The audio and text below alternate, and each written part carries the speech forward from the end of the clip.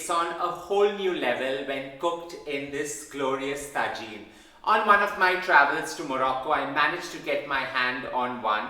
Quite difficult to get back, but for me, Moroccan cooking is not complete if it's not done in one of these glorious pots.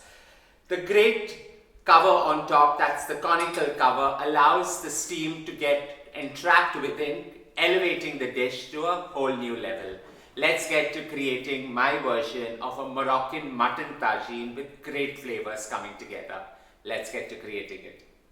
Moroccan cooking is extremely easy. It's just the right pairing of great flavors coming together in perfect harmony. However, the trick here is to get your hand on some great Moroccan spice. If you can't manage to source any, go right ahead and read my easy recipe in the notes below. I like to create a box of this and just store it right up to 3 weeks. In the refrigerator, it holds really well. So into about a kg to a kg 200 grams of mutton with the bone, I'm actually going to add 2.5 to 3 tablespoons of this gorgeous spice blend and just allow it to coat and marinate for just 15 minutes, not too much.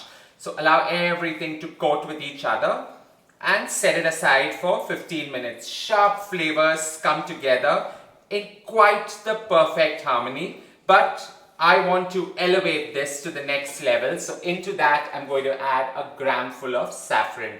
Just take saffron, add it in and allow it to rest. As we're allowing the mutton to rest and absorb most of the sharp flavor that we've mixed in, into my tagine, I'm actually going to take about 30 ml of extra virgin olive oil and just allow it to get nice and warm. The moment you get that sharp, warm, welcoming flavor coming out right out of the pot, into that you add about a tablespoon of finely shredded ginger. So that goes in and just allow it to sweat.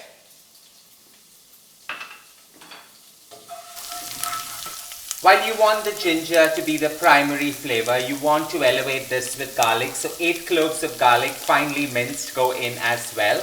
Just saute it slightly. To that, we're going to add in some leeks. So about 1 leek just cut into batons going in. And these gorgeous red onions going in as well. We're just going to allow all this to sweat together, absorbing most of the sharp flavor that the ginger, garlic and the olive oil bring to this entire creation. With the shallots getting that beautiful pink color, you've just allowed it to grill and saute just a little bit.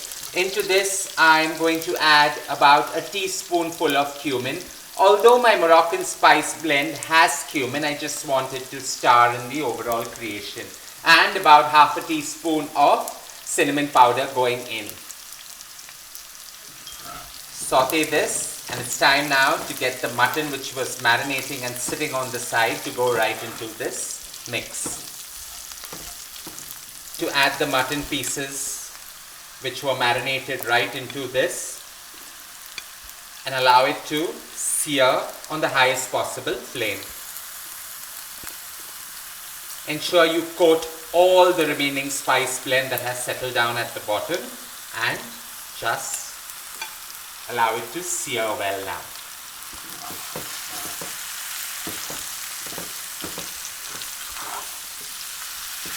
The sharp scents in my kitchen actually remind me of the night markets in Marrakesh.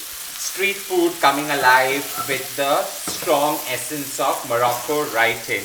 As this has seared and it's just beginning to get that perfect sear on the outside, into that I'm going to add flat leaf parsley. So about 2 heaped tablespoons of flat leaf parsley, and this herb will cook with this entire stew while we garnish it with some cilantro later, giving the herb stew levels out here as well. So just sear the whole thing.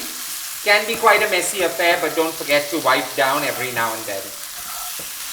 This stew needs a little bit of vegetables. So here I've got some baby potatoes. I'm just going to nestle it in between. So about 100 grams of baby potatoes, about 10 to 12, not more than that. You want it to accompany the dish and not overpower it. So these go in. Along with this goes in some carrots that I've cut into large roundels and bateds. So just 2 carrots out here go in as well.